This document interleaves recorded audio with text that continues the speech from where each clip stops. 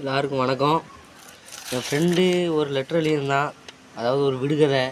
அதை எல்லாத்துக்கும் வாஸ்து காட்டல அப்படின்னு சொன்னான். நான் உங்களுக்கு வாஸ்து காட்ட போகிறேன், என்னன்னு பாருங்கள். என் நண்பனுக்கு ஒரு விடுகதை. பார்த்துக்கங்க, நண்பனுக்கு விடுகதை. ஆட்டுக்கு காய் அடித்தா என்ன ஆகும்? ஆட்டுக்கு காய் அடித்தா என்ன ஆகும்னு கேட்டிருக்கான். அது என் இன்னொரு ஃப்ரெண்டு இருக்கான், அவனுக்கு ஃபோன் பண்ணி நான் கேட்டுருவேன். சரியா?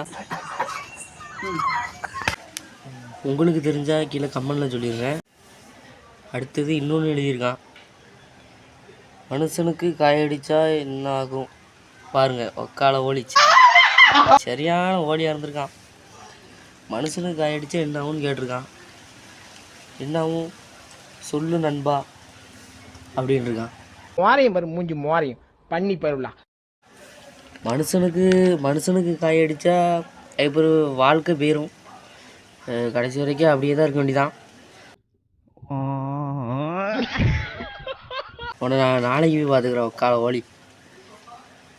மனிதனுக்கு காயடித்தா என்ன ஆகும் பாருங்கள். உன்னை விட முடியுமா?